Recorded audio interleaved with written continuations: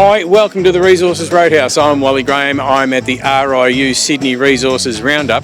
I'm chatting with Rob Ryan of Rox Resources. Rob, it's good to see you again, mate. Yeah, good to see you, Wally. How are you? Very, very well, thank you. Now, things are travelling along nicely. You and me project in WA.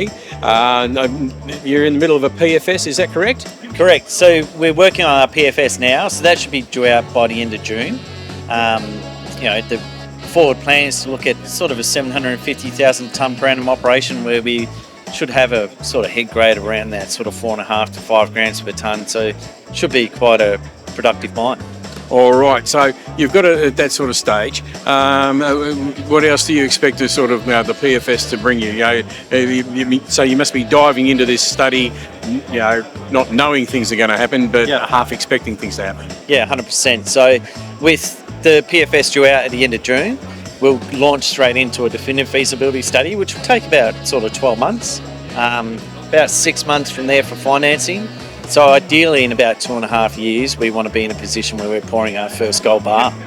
All right. So, people talk about a PFS and a DFS. So, what is the difference between the two? You bring the project to a certain stage, and then you say you want to do a DFS after that. Correct. So, what is that difference? It's just a level of confidence in the ore body, and what we're looking to do is invest quite heavily into the metallurgy, and we'll understand implicitly, the processing methodology that we're going down, as well as really focusing on, making sure we've got great confidence that what we say is our production plan are the numbers we're going to put out the back end.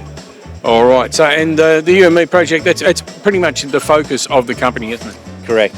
So we do have some non-core assets that we're currently looking to monetize, Mount Fisher, Mount Eureka being one of them.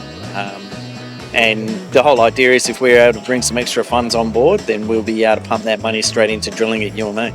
All right, so basically that's where all your eggs are basically in one chicken. Correct. Yeah, all right. Okay, so apart from the PFS and the DFS, now what other sort of news do we expect to hear? So we've got a 1.1 to 1.8 million ounce exploration target at UME. There's a lot of potential to continue to grow this resource. So one of the things we want to do as we sort of start progressing down that definitive feasibility study pathway is continue to drill that out, because any additional ounces we're able to sort of add to that resource base will only improve the amount of ounces we produce per annum. You wouldn't mind being a driller at the moment, would you? There's a lot of work going on around the place. How difficult is it to get a drill? Is it pretty easy, or is it, Well, it's a lot easier than what it was 2 years ago, I can tell you that. So obviously, with the moves in the market as they have been, the junior end of the market probably hasn't been as well funded as what probably some of the upper end has been. But we're starting to see a turn in that market now, and I think with drilling companies they're starting to bring on a lot more people, and the rates are probably getting a little bit more competitive to drill more holes at the moment.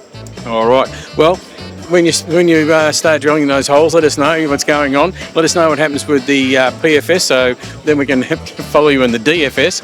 I do love an acronym, but anyway, it's really good to see you, Rob. Great, thanks for your time. Thanks, and we'll catch up again soon. All right. Thanks.